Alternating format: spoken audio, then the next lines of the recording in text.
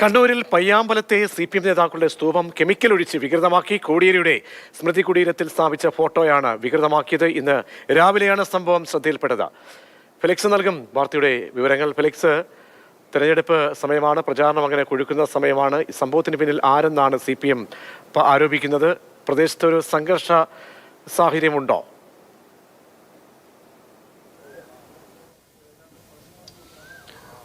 Pratheesh, Kannur പയ്യാമ്പലത്തെ CPM നേതാക്കളുടെ സ്മൃതി കുടീരത്തിലാണ് എന്തോ ദ്രാവകമൊഴിച്ചത് വികൃതമാക്കിയിട്ടുള്ളത്. 4 നേതാക്കന്മാരുടെ, ഒന്ന് മുൻ മുഖ്യമന്ത്രി K നായനാർ, ഒപ്പം തന്നെ ഏറ്റവും ഒടുവിലായി അന്തരിച്ച CPMന്റെ സംസ്ഥാന സെക്രട്ടറി ആയിരുന്ന സഖാവ് കോടിയേരി ബാലകൃഷ്ണൻ, ഒപ്പം ചടയം ഗോവിന്ദൻ, O ഭാരതൻ തുടങ്ങി 4 നേതാക്കളുടെ സ്മൃതി കുടീരത്തിലാണ് ഈ ദ്രാവകം ഒഴിച്ചത് വികൃതമാക്കിയിട്ടുള്ളത്. എന്ത് തരം ദ്രാവകമാണെന്ന് വ്യക്തമല്ല. ഈ അല്പം മുമ്പാണ് ഇത് ശ്രദ്ധയിൽപ്പെട്ടത്. അതായത് തെരഞ്ഞെടുപ്പിന്റെ ഭാഗമായി ഒരു ഷൂട്ടിങ്ങിനും മറ്റും വന്ന ആളുകളാണ് ഈ കാര്യം ശ്രദ്ധയിൽപ്പെട്ട് ജില്ലാ നേതൃത്വത്തെ, CPM ജില്ലാ നേതൃത്വത്തെ അറിയിക്കുന്നത്.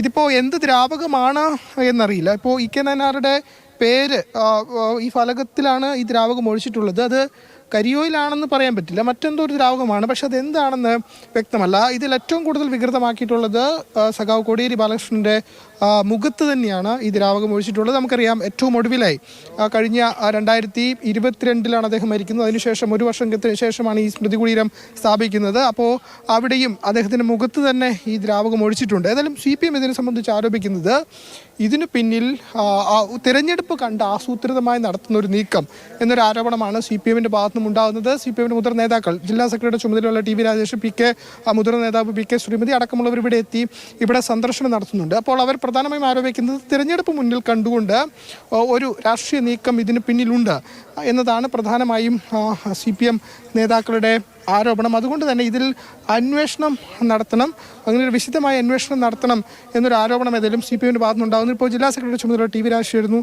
എന്ത് സംഭവിച്ചെന്നാണ് മനസ്സിലാക്കുന്നത്? അല്ല, കണ്ണൂരിൽ പല ഘട്ടങ്ങളിലും നമുക്കറിയാം സംഘർഷങ്ങളൊക്കെ ഉണ്ടായിട്ടുണ്ട്. അത്തരം ഘട്ടങ്ങളൊന്നും പയ്യാമ്പലത്തുള്ള മൺമറഞ്ഞു പോയ മഹാരഥന്മാരായ നേതാക്കളുടെ സ്മൃതി കുടീരത്തിനു നേരെ ഒരക്രമവും ഉണ്ടായിട്ടില്ല. ഇത് ആദ്യത്തെ സംഭവമാണ്. ഇപ്പോൾ കേരളത്തിൻ്റെ മുൻ മുഖ്യമന്ത്രി K നായനാർ ഏതെങ്കിലും ഒരു പാർട്ടിയുടെ മാത്രം നേതാവല്ല, കേരളത്തിൻ്റെ ആകെ നേതാവാണ്. കേരളത്തിലെ ജനങ്ങളാകെ വളരെയേറെ സ്നേഹിക്കുകയും ആദരിക്കുകയും ചെയ്യുന്ന നേതാവാണ്. മുൻ ആഭ്യന്തരമന്ത്രിയും പാർട്ടി സംസ്ഥാന സെക്രട്ടറിയുമായ സഖാവ് കോടിയേരിയുടെ സ്തൂപം, അതിൽ പ്രശസ്ത ശില്പി ഉണ്ണിക്കാനായി ആ സ്തൂപത്തിൽ കോടിയേരിയുടെ മുഖം ആലേഖനം ചെയ്തിട്ടുണ്ട്. ആ മുഖം വികൃതമാക്കുന്ന ലക്ഷ്യത്തോടു കൂടിയിട്ടാണ് ഒരു പ്രത്യേകതരം കെമിക്കൽ അതിന് ഒഴിച്ച് വൃത്തികേടാക്കിയിട്ടുള്ളത്.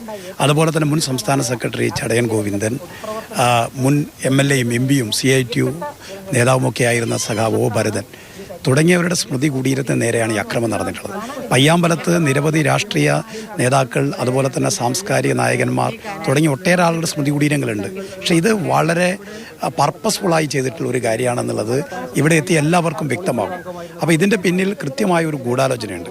ആ ഗൂഢാലോചന കണ്ണൂരിൽ സമാധാന അന്തരീക്ഷം നിലനിൽക്കുകയാണ്. ഒറ്റപ്പെട അക്രമ സംഭവങ്ങൾ കണ്ണൂരിൽ ചില കേന്ദ്രങ്ങൾ ഉണ്ടാക്കാൻ വേണ്ടി ചില ശക്തികൾ ശ്രമിക്കുന്നുണ്ട്.